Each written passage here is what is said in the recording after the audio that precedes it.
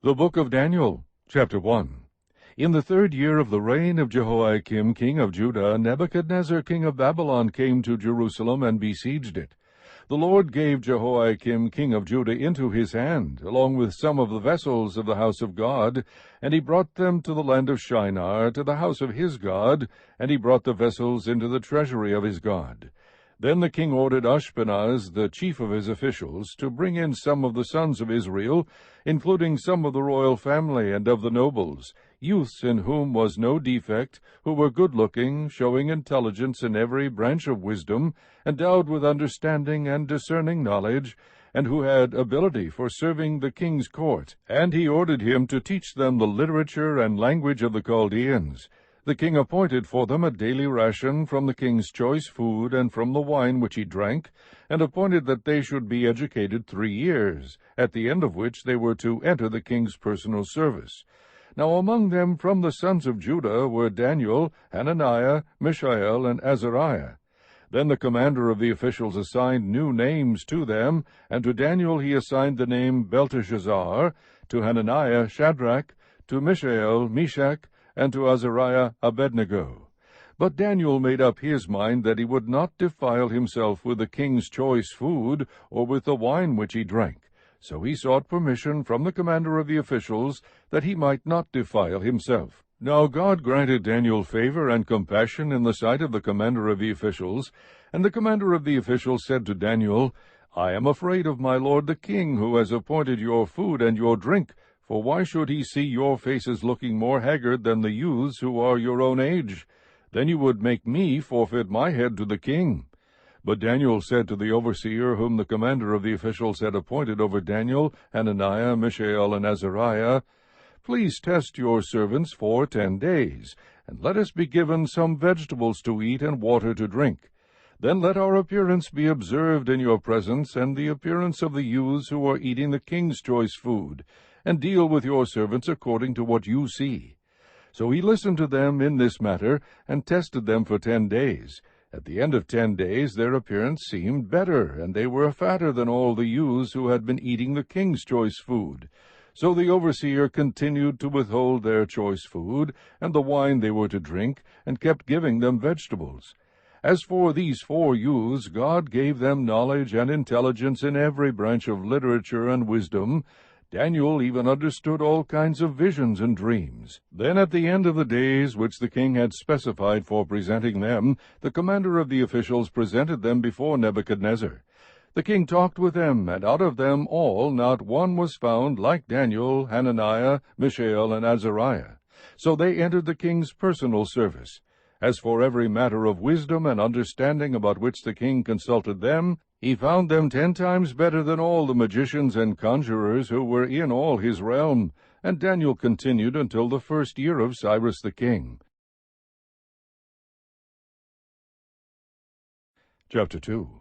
Now in the 2nd year of the reign of Nebuchadnezzar, Nebuchadnezzar had dreams, and his spirit was troubled, and his sleep left him. Then the king gave orders to call in the magicians, the conjurers, the sorcerers, and the Chaldeans to tell the king his dreams. So they came in and stood before the king. The king said to them, I had a dream, and my spirit is anxious to understand the dream. Then the Chaldeans spoke to the king in Aramaic, O king, live forever. Tell the dream to your servants, and we will declare the interpretation. The king replied to the Chaldeans, The command from me is firm. If you do not make known to me the dream and its interpretation, you will be torn limb from limb, and your houses will be made a rubbish heap. But if you declare the dream and its interpretation, you will receive from me gifts and reward and great honor. Therefore declare to me the dream and its interpretation.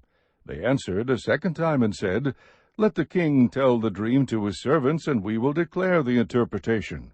The king replied, I know for certain that you are bargaining for time, inasmuch as you have seen that the command from me is firm, that if you do not make the dream known to me, there is only one decree for you. For you have agreed together to speak lying and corrupt words before me until the situation is changed. Therefore tell me the dream, that I may know that you can declare to me its interpretation. The Chaldeans answered the king and said, There is not a man on earth who could declare the matter for the king, inasmuch as no great king or ruler has ever asked anything like this of any magician, conjurer, or Chaldean. Moreover, the thing which the king demands is difficult, and there is no one else who could declare it to the king except gods, whose dwelling place is not with mortal flesh. Because of this the king became indignant and very furious, and gave orders to destroy all the wise men of Babylon. So the decree went forth that the wise men should be slain, and they looked for Daniel and his friends to kill them. Then Daniel replied with discretion and discernment to Arioch, the captain of the king's bodyguard, who had gone forth to slay the wise men of Babylon. He said to Arioch, the king's commander, "For what reason is the decree from the king so urgent?" Then Arioch informed Daniel about the matter. So Daniel went in and requested of the king that he would give him time, in order that he might declare the interpretation to the king.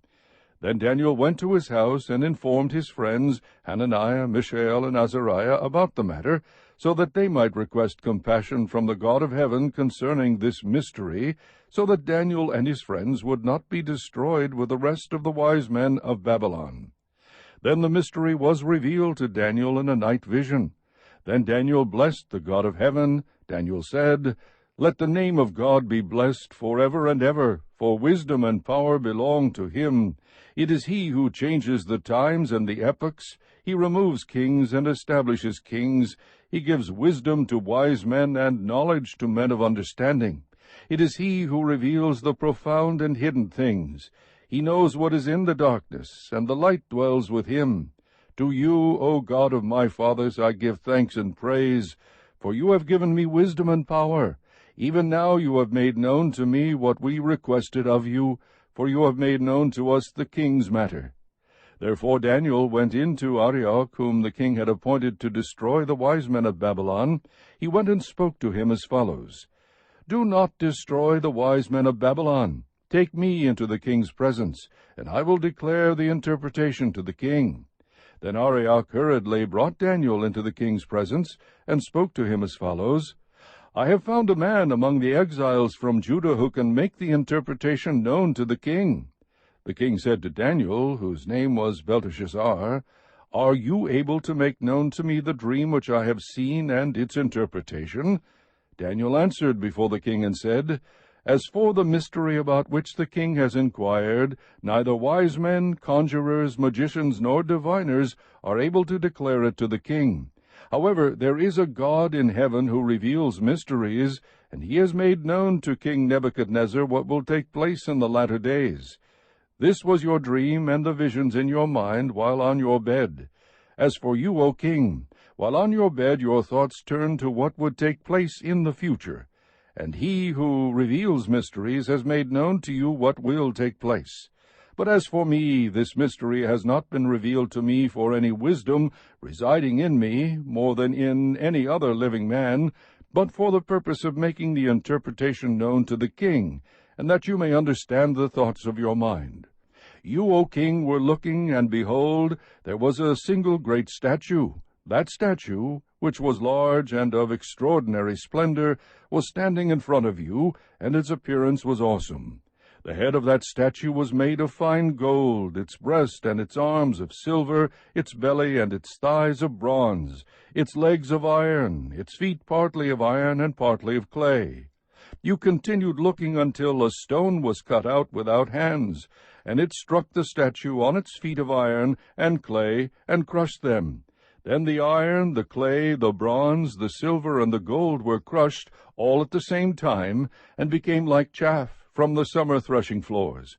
And the wind carried them away, so that not a trace of them was found. But the stone that struck the statue became a great mountain, and filled the whole earth. This was the dream. Now we will tell its interpretation before the king. You, O king, are the King of kings, to whom the God of heaven has given the kingdom, the power, the strength, and the glory.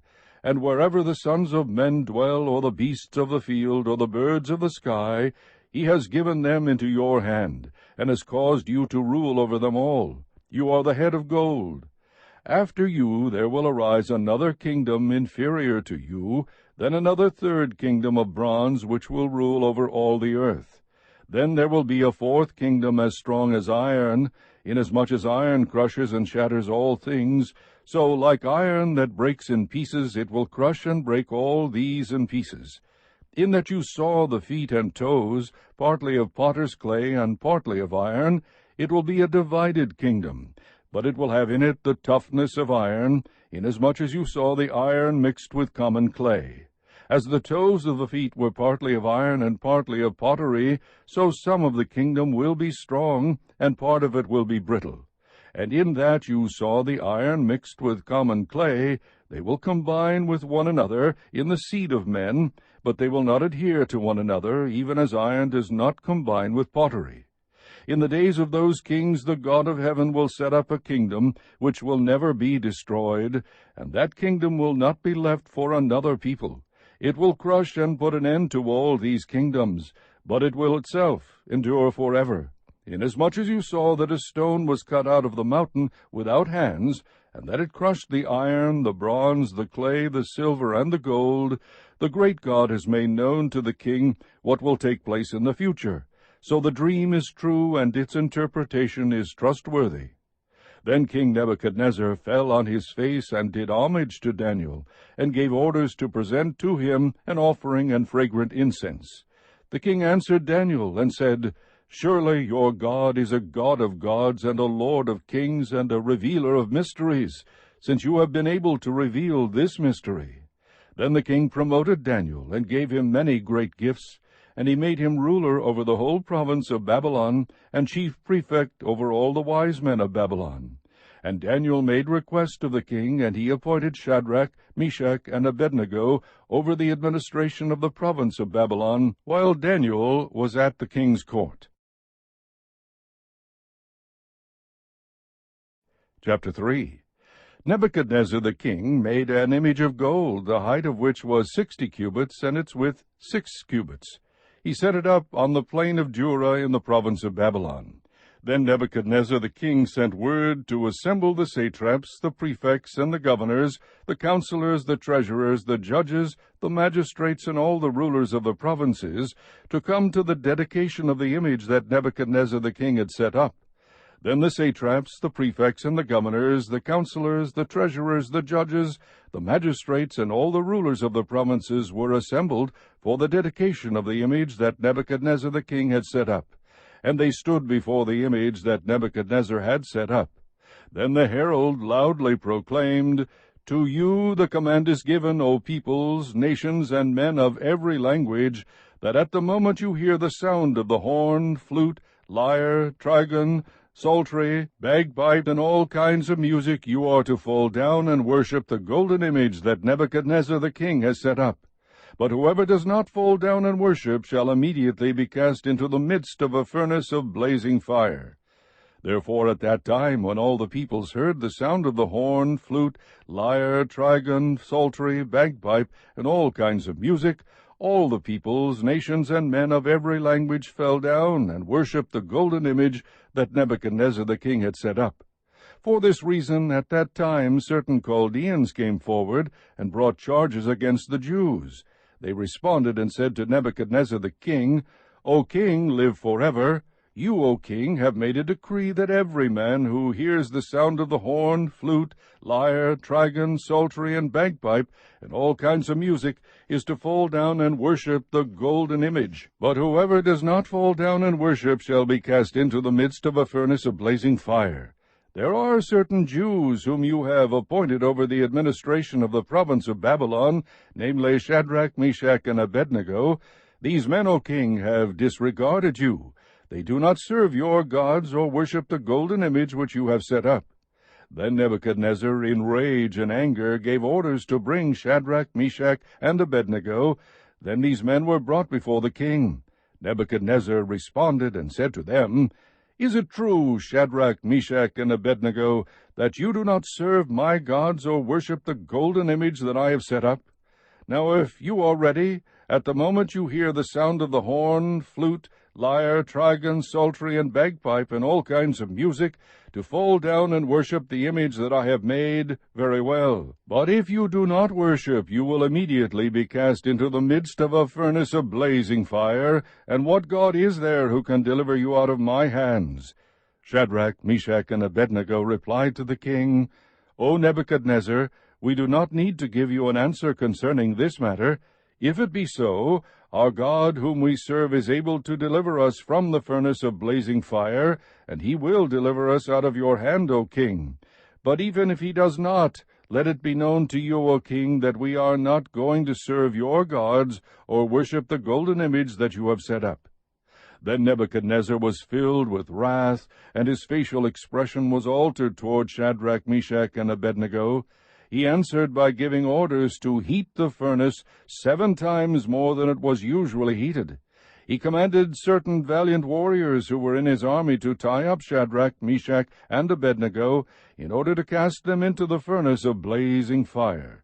Then these men were tied up in their trousers, their coats, their caps, and their other clothes, and were cast into the midst of the furnace of blazing fire. For this reason, because the king's command was urgent, and the furnace had been made extremely hot, the flame of the fire slew those men who carried up Shadrach, Meshach, and Abednego. But these 3 men, Shadrach, Meshach, and Abednego, fell into the midst of the furnace of blazing fire, still tied up. Then Nebuchadnezzar the king was astounded, and stood up in haste. He said to his high officials, "Was it not 3 men we cast bound into the midst of the fire?" They replied to the king, "Certainly, O king." He said, "Look, I see 4 men loosed and walking about in the midst of the fire without harm, and the appearance of the 4th is like a son of the gods." Then Nebuchadnezzar came near to the door of the furnace of blazing fire. He responded and said, "Shadrach, Meshach, and Abednego, come out, you servants of the Most High God, and come here." Then Shadrach, Meshach, and Abednego came out of the midst of the fire. The satraps, the prefects, the governors, and the king's high officials gathered around, and saw in regard to these men that the fire had no effect on the bodies of these men, nor was the hair of their heads singed, nor were their trousers damaged, nor had the smell of fire even come upon them. Nebuchadnezzar responded and said, "Blessed be the God of Shadrach, Meshach, and Abednego, who has sent his angel and delivered his servants who put their trust in him, violating the king's command, and yielded up their bodies so as not to serve or worship any god except their own God. Therefore I make a decree that any people, nation, or tongue that speaks anything offensive against the God of Shadrach, Meshach, and Abednego shall be torn limb from limb, and their houses reduced to a rubbish heap, inasmuch as there is no other God who is able to deliver in this way." Then the king caused Shadrach, Meshach, and Abednego to prosper in the province of Babylon. Chapter 4. Nebuchadnezzar, the king to all the peoples, nations, and men of every language that live in all the earth. May your peace abound. It has seemed good to me to declare the signs and wonders which the Most High God has done for me. How great are his signs, and how mighty are his wonders! His kingdom is an everlasting kingdom, and his dominion is from generation to generation. I, Nebuchadnezzar, was at ease in my house and flourishing in my palace. I saw a dream, and it made me fearful, and these fantasies as I lay on my bed, and the visions in my mind kept alarming me. So I gave orders to bring into my presence all the wise men of Babylon, that they might make known to me the interpretation of the dream. Then the magicians, the conjurers, the Chaldeans, and the diviners came in, and I related the dream to them, but they could not make its interpretation known to me. But finally Daniel came in before me, whose name is Belteshazzar, according to the name of my God, and in whom is a spirit of the holy gods. And I related the dream to him, saying, O Belteshazzar, chief of the magicians, since I know that a spirit of the holy gods is in you, and no mystery baffles you, tell me the visions of my dream which I have seen, along with its interpretation. Now these were the visions in my mind as I lay on my bed. I was looking, and behold, there was a tree in the midst of the earth, and its height was great. The tree grew large and became strong, and its height reached to the sky, and it was visible to the end of the whole earth. Its foliage was beautiful, and its fruit abundant, and in it was food for all. The beasts of the field found shade under it, and the birds of the sky dwelt in its branches, and all living creatures fed themselves from it. I was looking in the visions in my mind as I lay on my bed, and behold, an angelic watcher, a holy one, descended from heaven. He shouted out and spoke as follows, "Chop down the tree and cut off its branches, strip off its foliage and scatter its fruit. Let the beasts flee from under it, and the birds from its branches. Yet leave the stump with its roots in the ground, but with a band of iron and bronze around it in the new grass of the field. And let him be drenched with the dew of heaven, and let him share with the beasts in the grass of the earth. Let his mind be changed from that of a man, and let a beast's mind be given to him, and let 7 periods of time pass over him." This sentence is by the decree of the angelic watchers, and the decision is a command of the holy ones, in order that the living may know that the Most High is ruler over the realm of mankind, and bestows it on whom he wishes, and sets over it the lowliest of men. This is the dream which I, King Nebuchadnezzar, have seen. Now you, Belteshazzar, tell me its interpretation, inasmuch as none of the wise men of my kingdom is able to make known to me the interpretation. But you are able, for a spirit of the holy gods is in you. Then Daniel, whose name is Belteshazzar, was appalled for a while as his thoughts alarmed him. The king responded and said, "Belteshazzar, do not let the dream or its interpretation alarm you." Belteshazzar replied, "My lord, if only the dream applied to those who hate you, and its interpretation to your adversaries. The tree that you saw, which became large and grew strong, whose height reached to the sky and was visible to all the earth, and whose foliage was beautiful, and its fruit abundant, and in which was food for all, under which the beasts of the field dwelt, and in whose branches the birds of the sky lodged, it is you, O king. For you have become great and grown strong, and your majesty has become great and reached to the sky, and your dominion to the end of the earth. In that the king saw an angelic watcher, a holy one, descending from heaven, and saying, Chop down the tree and destroy it, yet leave the stump with its roots in the ground, but with a band of iron and bronze around it in the new grass of the field, and let him be drenched with the dew of heaven, and let him share with the beasts of the field until 7 periods of time pass over him. This is the interpretation, O king, and this is the decree of the Most High, which has come upon my lord the king, that you be driven away from mankind, and your dwelling place be with the beasts of the field, and you be given grass to eat like cattle, and be drenched with the dew of heaven. And 7 periods of time will pass over you until you recognize that the Most High is ruler over the realm of mankind, and bestows it on whomever he wishes. And in that it was commanded to leave the stump with the roots of the tree, your kingdom will be assured to you after you recognize that it is heaven that rules. Therefore, O king, may my advice be pleasing to you. Break away now from your sins by doing righteousness, and from your iniquities by showing mercy to the poor, in case there may be a prolonging of your prosperity. All this happened to Nebuchadnezzar the king. 12 months later he was walking on the roof of the royal palace of Babylon. The king reflected and said, Is this not Babylon the Great, which I myself have built as a royal residence by the might of my power and for the glory of my majesty? While the word was in the king's mouth, a voice came from heaven, saying, King Nebuchadnezzar, to you it is declared, sovereignty has been removed from you, and you will be driven away from mankind, and your dwelling place will be with the beasts of the field. You will be given grass to eat like cattle, and 7 periods of time will pass over you until you recognize that the Most High is ruler over the realm of mankind, and bestows it on whomever he wishes. Immediately the word concerning Nebuchadnezzar was fulfilled, and he was driven away from mankind, and began eating grass like cattle, and his body was drenched with the dew of heaven, until his hair had grown like eagle's feathers, and his nails like birds' claws. But at the end of that period, I, Nebuchadnezzar, raised my eyes toward heaven, and my reason returned to me, and I blessed the Most High, and praised and honored him who lives forever.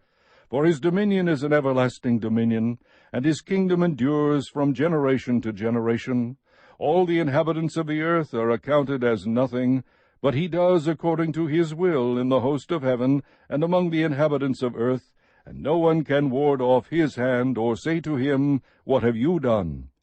At that time my reason returned to me, and my majesty and splendor were restored to me for the glory of my kingdom, and my counselors and my nobles began seeking me out. So I was re-established in my sovereignty, and surpassing greatness was added to me. Now I, Nebuchadnezzar, praise, exalt, and honor the King of heaven, for all his works are true, and his ways just, and he is able to humble those who walk in pride. Chapter 5. Belshazzar the king held a great feast for 1,000 of his nobles, and he was drinking wine in the presence of the 1,000. When Belshazzar tasted the wine, he gave orders to bring the gold and silver vessels which Nebuchadnezzar his father had taken out of the temple which was in Jerusalem, so that the king and his nobles, his wives, and his concubines might drink from them. Then they brought the gold vessels that had been taken out of the temple, the house of God which was in Jerusalem, and the king and his nobles, his wives, and his concubines drank from them. They drank the wine and praised the gods of gold and silver, of bronze, iron, wood, and stone. Suddenly the fingers of a man's hand emerged and began writing opposite the lampstand on the plaster of the wall of the king's palace. And the king saw the back of the hand that did the writing.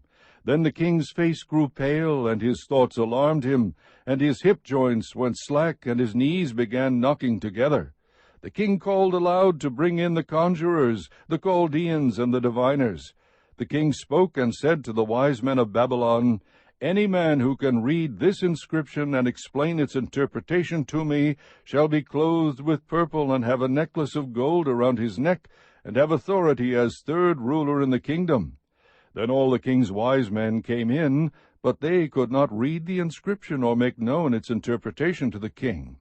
Then King Belshazzar was greatly alarmed. His face grew even paler, and his nobles were perplexed.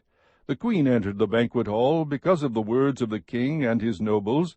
The queen spoke and said, O king, live forever. Do not let your thoughts alarm you, or your face be pale. There is a man in your kingdom in whom is a spirit of the holy gods, and in the days of your father illumination, insight, and wisdom like the wisdom of the gods were found in him.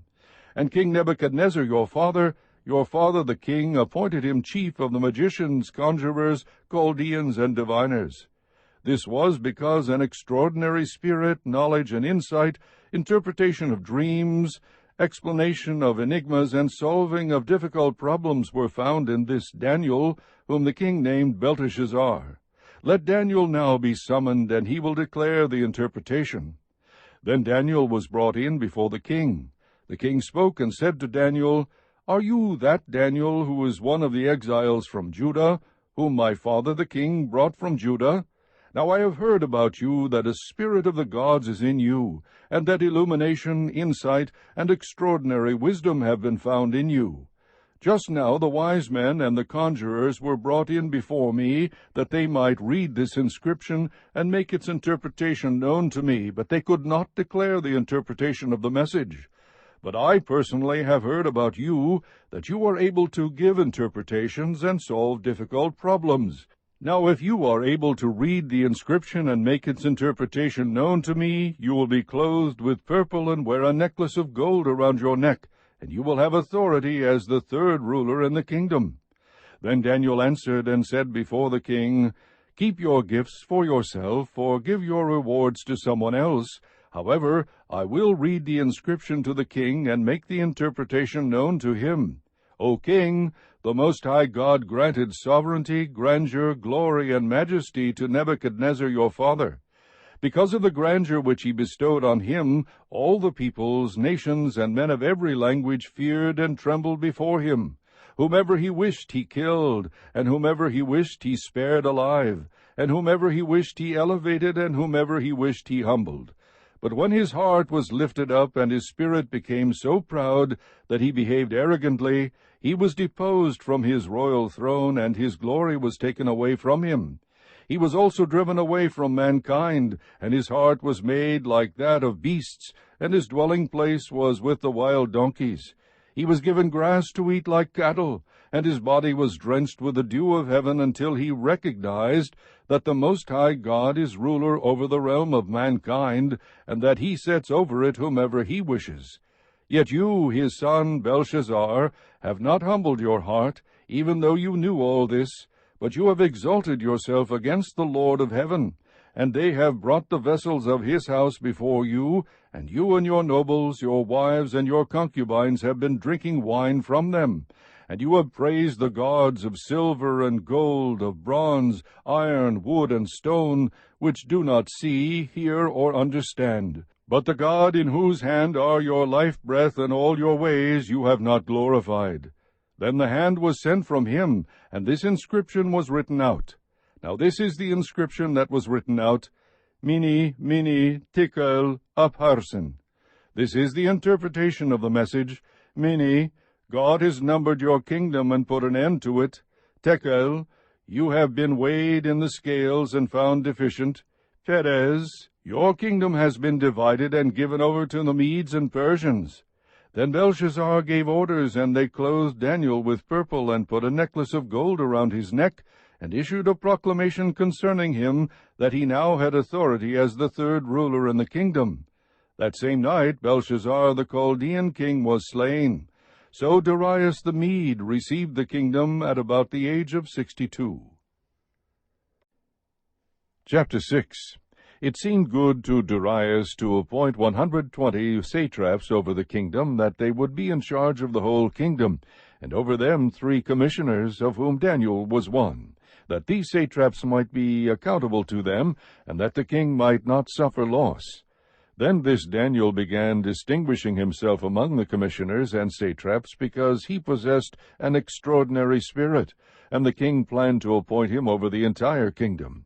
Then the commissioners and satraps began trying to find a ground of accusation against Daniel in regard to government affairs, but they could find no ground of accusation or evidence of corruption, inasmuch as he was faithful, and no negligence or corruption was to be found in him.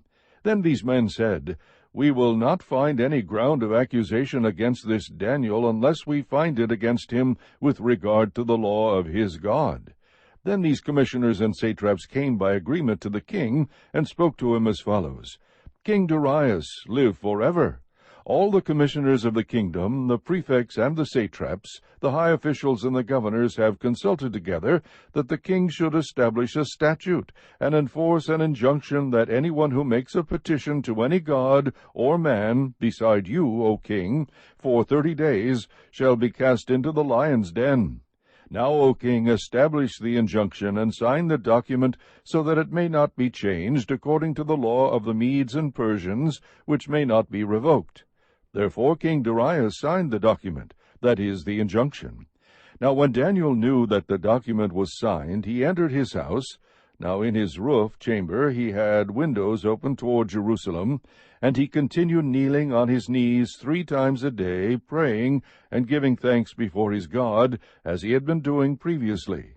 Then these men came by agreement and found Daniel making petition and supplication before his God. Then they approached and spoke before the king about the king's injunction. Did you not sign an injunction that any man who makes a petition to any god or man besides you, O king, for 30 days is to be cast into the lion's den?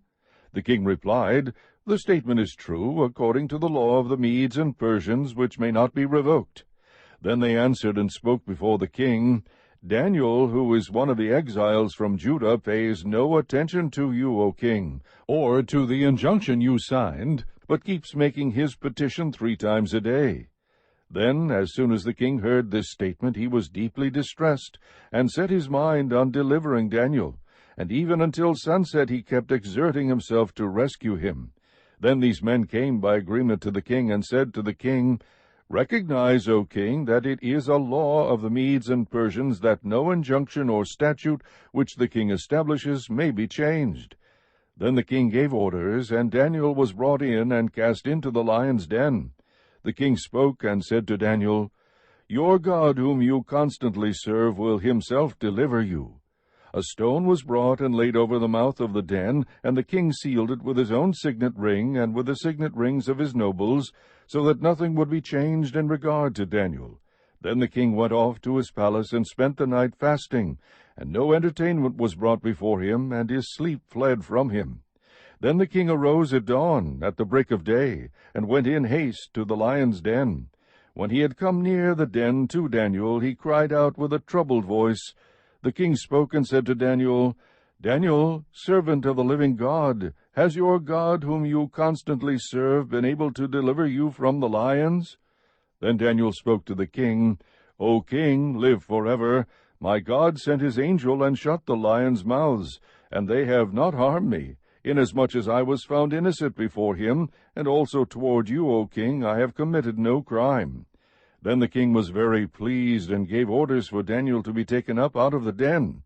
So Daniel was taken up out of the den, and no injury whatever was found on him, because he had trusted in his God. The king then gave orders, and they brought those men who had maliciously accused Daniel, and they cast them, their children, and their wives into the lion's den, and they had not reached the bottom of the den before the lions overpowered them and crushed all their bones.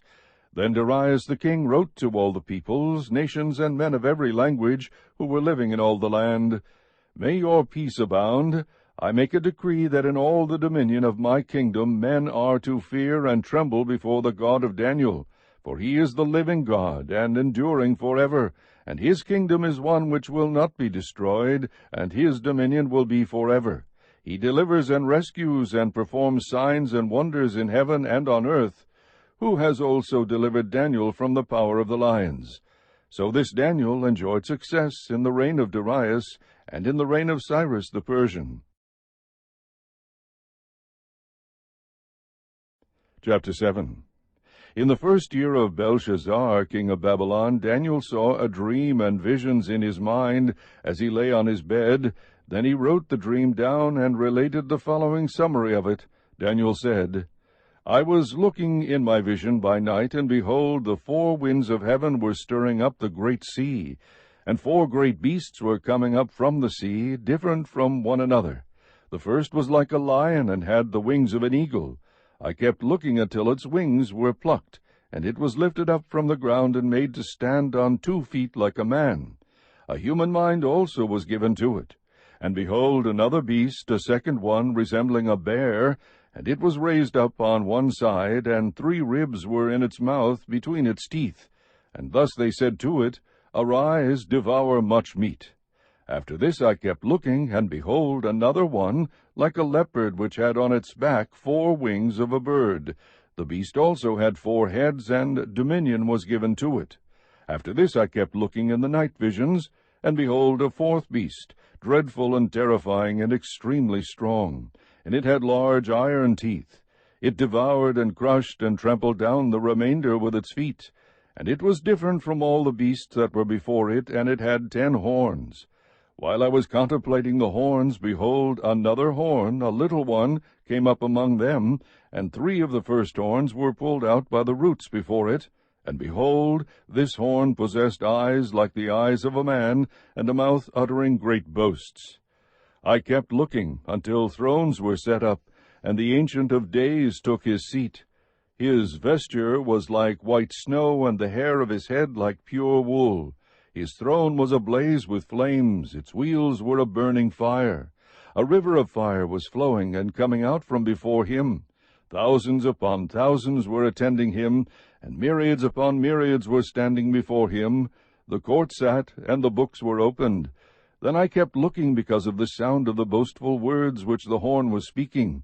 I kept looking until the beast was slain, and its body was destroyed and given to the burning fire.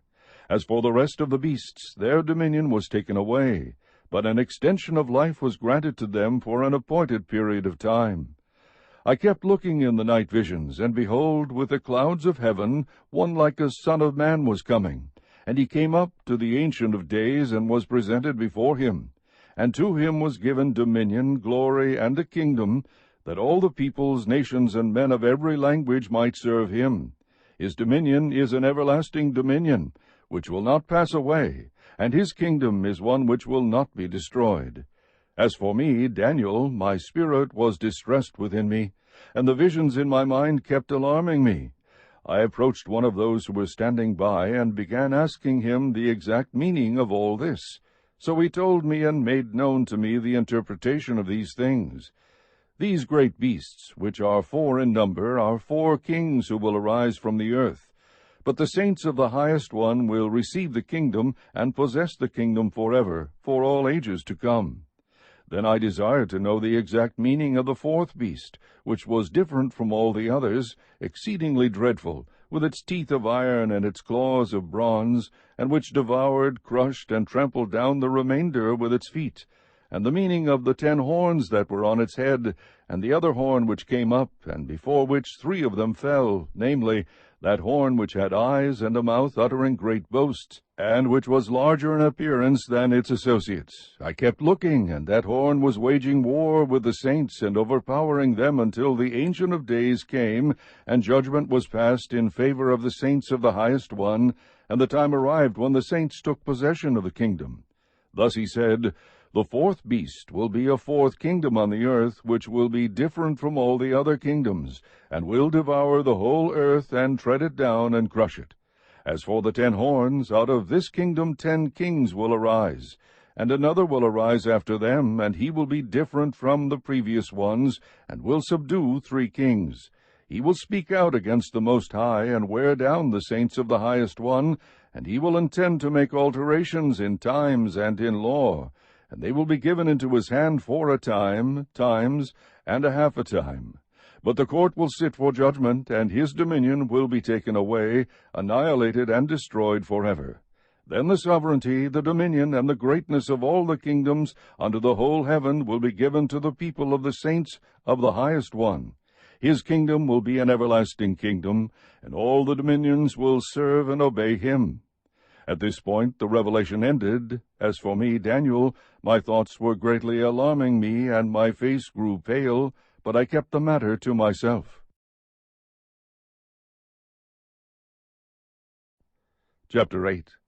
In the 3rd year of the reign of Belshazzar the king, a vision appeared to me, Daniel, subsequent to the one which appeared to me previously. I looked in the vision, and while I was looking I was in the citadel of Susa, which is in the province of Elam, and I looked in the vision, and I myself was beside the Ulai canal. Then I lifted my eyes and looked, and behold, a ram, which had 2 horns, was standing in front of the canal. Now the 2 horns were long, but one was longer than the other, with the longer one coming up last. I saw the ram butting westward, northward, and southward, and no other beasts could stand before him, nor was there anyone to rescue from his power. But he did as he pleased, and magnified himself. While I was observing, behold, a male goat was coming from the west over the surface of the whole earth without touching the ground. And the goat had a conspicuous horn between his eyes. He came up to the ram that had the 2 horns, which I had seen standing in front of the canal, and rushed at him in his mighty wrath. I saw him come beside the ram, and he was enraged at him, and he struck the ram and shattered his 2 horns, and the ram had no strength to withstand him. So he hurled him to the ground and trampled on him, and there was none to rescue the ram from his power. Then the male goat magnified himself exceedingly, but as soon as he was mighty, the large horn was broken, and in its place there came up 4 conspicuous horns toward the 4 winds of heaven. Out of the one of them came forth a rather small horn, which grew exceedingly great toward the south, toward the east, and toward the beautiful land. It grew up to the host of heaven, and caused some of the host and some of the stars to fall to the earth, and it trampled them down.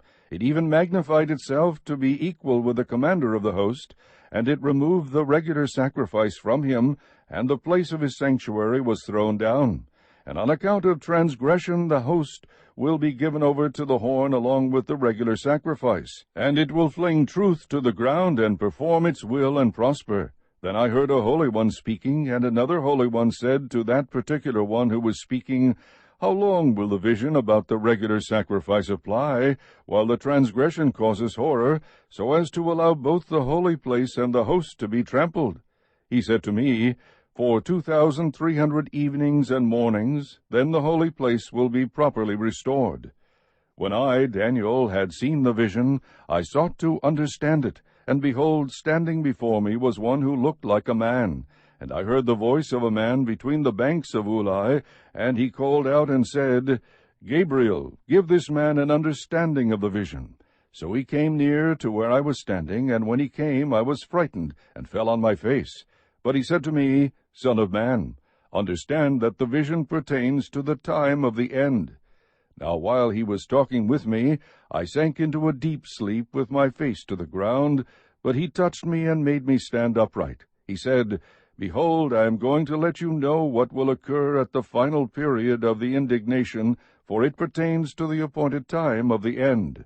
The ram which you saw with the 2 horns represents the kings of Media and Persia.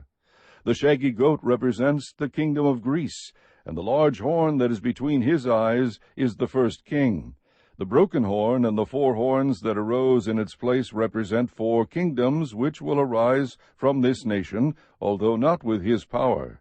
In the latter period of their rule, when the transgressors have run their course, a king will arise, insolent and skilled in intrigue. His power will be mighty, but not by his own power, and he will destroy to an extraordinary degree, and prosper and perform his will. He will destroy mighty men and the holy people. And through his shrewdness he will cause deceit to succeed by his influence, and he will magnify himself in his heart, and he will destroy many while they are at ease. He will even oppose the Prince of Princes, but he will be broken without human agency. The vision of the evenings and mornings which has been told is true, but keep the vision secret, for it pertains to many days in the future. Then I, Daniel, was exhausted and sick 4 days. Then I got up again and carried on the king's business, but I was astounded at the vision, and there was none to explain it. Chapter 9. In the 1st year of Darius the son of Ahasuerus, of Median descent, who was made king over the kingdom of the Chaldeans, in the 1st year of his reign, I, Daniel, observed in the books the number of the years which was revealed as the word of the Lord to Jeremiah the prophet, for the completion of the desolation of Jerusalem, namely 70 years. So I gave my attention to the Lord God to seek him by prayer and supplications, with fasting, sackcloth, and ashes.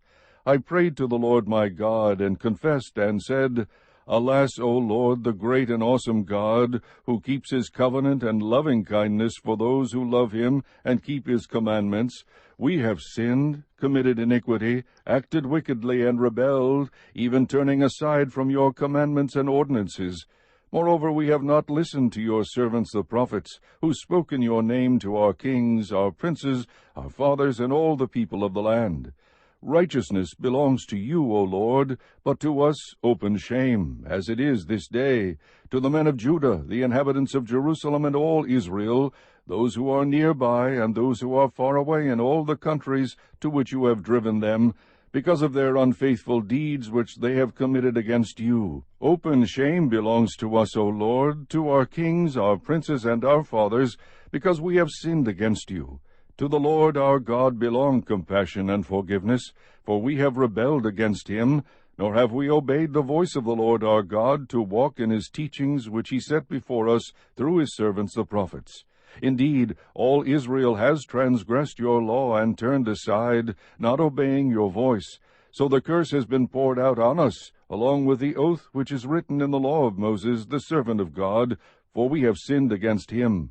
Thus he has confirmed his words which he had spoken against us and against our rulers who ruled us, to bring on us great calamity. For unto the whole heaven there has not been done anything like was done to Jerusalem.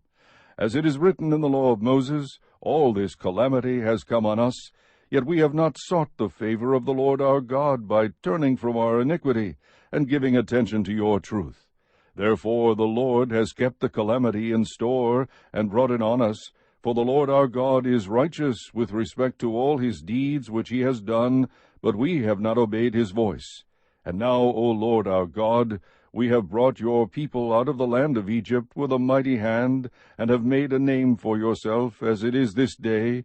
We have sinned, we have been wicked. O Lord, in accordance with all your righteous acts, let now your anger and your wrath turn away from your city Jerusalem, your holy mountain, for because of our sins and the iniquities of our fathers, Jerusalem and your people have become a reproach to all those around us. So now, our God, listen to the prayer of your servant and to his supplications, and for your sake, O Lord, let your face shine on your desolate sanctuary. O my God, incline your ear and hear. Open your eyes and see our desolations and the city which is called by your name. For we are not presenting our supplications before you on account of any merits of our own, but on account of your great compassion. O Lord, hear. O Lord, forgive. O Lord, listen and take action. For your own sake, O my God, do not delay, because your city and your people are called by your name. Now while I was speaking and praying and confessing my sin and the sin of my people Israel, and presenting my supplication before the Lord my God in behalf of the holy mountain of my God, while I was still speaking in prayer, then the man Gabriel, whom I had seen in the vision previously, came to me in my extreme weariness about the time of the evening offering. He gave me instruction and talked with me and said, O Daniel, I have now come forth to give you insight with understanding. At the beginning of your supplications the command was issued, and I have come to tell you, for you are highly esteemed. So give heed to the message and gain understanding of the vision. 70 weeks have been decreed for your people and your holy city to finish the transgression, to make an end of sin, to make atonement for iniquity, to bring in everlasting righteousness, to seal up vision and prophecy, and to anoint the most holy place. So you are to know and discern that from the issuing of a decree to restore and rebuild Jerusalem until Messiah the Prince there will be 7 weeks and 62 weeks. It will be built again, with plaza and moat, even in times of distress. Then after the 62 weeks the Messiah will be cut off, and have nothing, and the people of the prince who is to come will destroy the city and the sanctuary, and its end will come with a flood. Even to the end there will be war, desolations are determined. And he will make a firm covenant with the many for 1 week, but in the middle of the week he will put a stop to sacrifice and grain offering, and on the wing of abominations will come one who makes desolate, even until a complete destruction, one that is decreed, is poured out on the one who makes desolate. Chapter 10. In the 3rd year of Cyrus, king of Persia, a message was revealed to Daniel, who was named Belteshazzar, and the message was true and one of great conflict, but he understood the message and had an understanding of the vision. In those days I, Daniel, had been mourning for 3 entire weeks. I did not eat any tasty food, nor did meat or wine enter my mouth, nor did I use any ointment at all until the entire 3 weeks were completed. On the 24th day of the 1st month, while I was by the bank of the great river, that is, the Tigris, I lifted my eyes and looked, and behold, there was a certain man dressed in linen, whose waist was girded with a belt of pure gold of Uphaz. His body also was like beryl, his face had the appearance of lightning, his eyes were like flaming torches, his arms and feet like the gleam of polished bronze, and the sound of his words like the sound of a tumult. Now I, Daniel, alone saw the vision, while the men who were with me did not see the vision. Nevertheless, a great dread fell on them, and they ran away to hide themselves. So I was left alone, and saw this great vision. Yet no strength was left in me, for my natural color turned to a deathly pallor, and I retained no strength. But I heard the sound of his words, and as soon as I heard the sound of his words, I fell into a deep sleep on my face, with my face to the ground. Then behold, a hand touched me, and set me trembling on my hands and knees. He said to me, O Daniel, man of high esteem, understand the words that I am about to tell you, and stand upright, for I have now been sent to you. And when he had spoken this word to me, I stood up trembling. Then he said to me, Do not be afraid, Daniel, for from the first day that you set your heart on understanding this, and on humbling yourself before your God, your words were heard, and I have come in response to your words. But the prince of the kingdom of Persia was withstanding me for 21 days. Then behold, Michael, one of the chief princes, came to help me, for I had been left there with the kings of Persia. Now I have come to give you an understanding of what will happen to your people in the latter days, for the vision pertains to the days yet future. When he had spoken to me according to these words, I turned my face toward the ground, and became speechless. And behold, one who resembled a human being was touching my lips. Then I opened my mouth and spoke, and said to him who was standing before me, O my Lord, as a result of the vision, anguish has come upon me, and I have retained no strength. For how can such a servant of my Lord talk with such as my Lord? As for me, there remains just now no strength in me, nor has any breath been left in me. Then this one with human appearance touched me again and strengthened me. He said, O man of high esteem, do not be afraid. Peace be with you. Take courage and be courageous. Now as soon as he spoke to me, I received strength, and said, May my Lord speak, for you have strengthened me. Then he said, Do you understand why I came to you? But I shall now return to fight against the prince of Persia, so I am going forth, and behold, the prince of Greece is about to come. However, I will tell you what is inscribed in the writing of truth. Yet there is no one who stands firmly with me against these forces, except Michael your prince. Chapter 11. In the first year of Darius the Mede, I arose to be an encouragement and a protection for him. And now I will tell you the truth. Behold, 3 more kings are going to arise in Persia, then a 4th will gain far more riches than all of them. As soon as he becomes strong through his riches, he will arouse the whole empire against the realm of Greece. And a mighty king will arise, and he will rule with great authority and do as he pleases. But as soon as he has arisen, his kingdom will be broken up and parceled out toward the 4 points of the compass, though not to his own descendants, nor according to his authority which he wielded, for his sovereignty will be uprooted and given to others besides them. Then the king of the south will grow strong, along with one of his princes, who will gain ascendancy over him and obtain dominion. His dominion will be a great dominion indeed. After some years they will form an alliance, and the daughter of the king of the south will come to the king of the north to carry out a peaceful arrangement. But she will not retain her position of power, nor will he remain with his power, but she will be given up, along with those who brought her in, and the one who sired her, as well as he who supported her in those times. But one of the descendants of her line will arise in his place, and he will come against their army, and enter the fortress of the king of the north, and he will deal with them and display great strength. Also their gods with their metal images and their precious vessels of silver and gold he will take into captivity to Egypt, and he on his part will refrain from attacking the king of the north for some years. Then the latter will enter the realm of the king of the south, but will return to his own land. His sons will mobilize and assemble a multitude of great forces, and one of them will keep on coming and overflow and pass through, that he may again wage war up to his very fortress. The king of the south will be enraged, and go forth and fight with the king of the north. Then the latter will raise a great multitude, but that multitude will be given into the hand of the former. When the multitude is carried away, his heart will be lifted up, and he will cause tens of thousands to fall, yet he will not prevail. For the king of the north will again raise a greater multitude than the former, and after an interval of some years he will press on with a great army and much equipment. Now in those times many will rise up against the king of the south. The violent ones among your people will also lift themselves up in order to fulfill the vision, but they will fall down.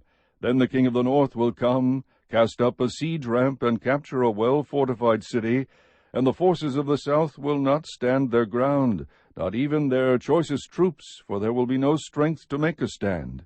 But he who comes against him will do as he pleases, and no one will be able to withstand him. He will also stay for a time in the beautiful land, with destruction in his hand. He will set his face to come with the power of his whole kingdom, bringing with him a proposal of peace which he will put into effect. He will also give him the daughter of women to ruin it. But she will not take a stand for him or be on his side. Then he will turn his face to the coastlands and capture many. But a commander will put a stop to his scorn against him. Moreover, he will repay him for his scorn. So he will turn his face toward the fortresses of his own land, but he will stumble and fall and be found no more. Then in his place one will arise who will send an oppressor through the jewel of his kingdom. Yet within a few days he will be shattered, though not in anger nor in battle. In his place a despicable person will arise, on whom the honor of kingship has not been conferred, but he will come in a time of tranquility and seize the kingdom by intrigue. The overflowing forces will be flooded away before him and shattered, and also the prince of the covenant. After an alliance is made with him, he will practice deception, and he will go up and gain power with a small force of people. In a time of tranquility, he will enter the richest parts of the realm, and he will accomplish what his fathers never did, nor his ancestors. He will distribute plunder, booty, and possessions among them, and he will devise his schemes against strongholds, but only for a time. He will stir up his strength and courage against the king of the south with a large army. So the king of the south will mobilize an extremely large and mighty army for war, but he will not stand, for schemes will be devised against him. Those who eat his choice food will destroy him, and his army will overflow, but many will fall down slain.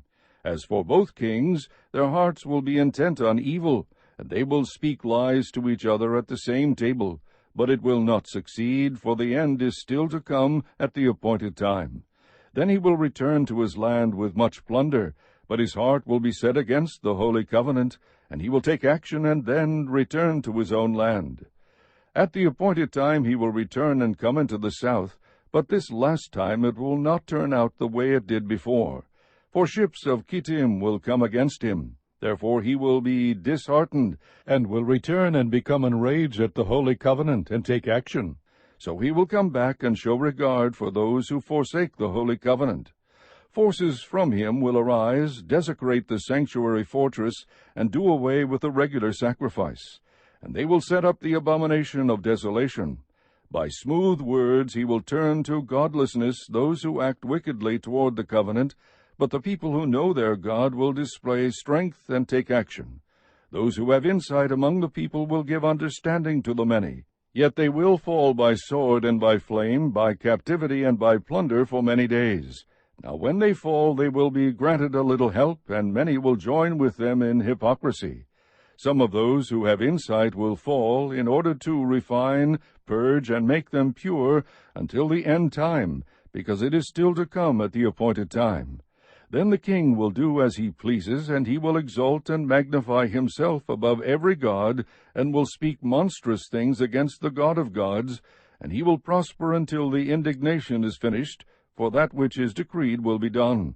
He will show no regard for the gods of his fathers, or for the desire of women, nor will he show regard for any other god, for he will magnify himself above them all. But instead he will honor a God of fortresses, a God whom his fathers did not know. He will honor him with gold, silver, costly stones, and treasures. He will take action against the strongest of fortresses with the help of a foreign god. He will give great honor to those who acknowledge him, and will cause them to rule over the many, and will parcel out land for a price. At the end time the king of the south will collide with him, and the king of the north will storm against him with chariots, with horsemen, and with many ships, and he will enter countries, overflow them, and pass through. He will also enter the beautiful land, and many countries will fall, but these will be rescued out of his hand, Edom, Moab, and the foremost of the sons of Ammon. Then he will stretch out his hand against other countries, and the land of Egypt will not escape. But he will gain control over the hidden treasures of gold and silver, and over all the precious things of Egypt, and Libyans and Ethiopians will follow at his heels. But rumors from the east and from the north will disturb him, and he will go forth with great wrath to destroy and annihilate many. He will pitch the tents of his royal pavilion between the seas and the beautiful holy mountain, yet he will come to his end, and no one will help him. Chapter 12. Now at that time Michael, the great prince who stands guard over the sons of your people, will arise, and there will be a time of distress such as never occurred since there was a nation until that time. And at that time your people, every one who is found written in the book, will be rescued. Many of those who sleep in the dust of the ground will awake, these to everlasting life, but the others to disgrace and everlasting contempt. Those who have insight will shine brightly like the brightness of the expanse of heaven, and those who lead the many to righteousness like the stars forever and ever. But as for you, Daniel, conceal these words and seal up the book until the end of time. Many will go back and forth, and knowledge will increase. Then I, Daniel, looked, and behold, 2 others were standing, one on this bank of the river, and the other on that bank of the river. And one said to the man dressed in linen, who was above the waters of the river, How long will it be until the end of these wonders?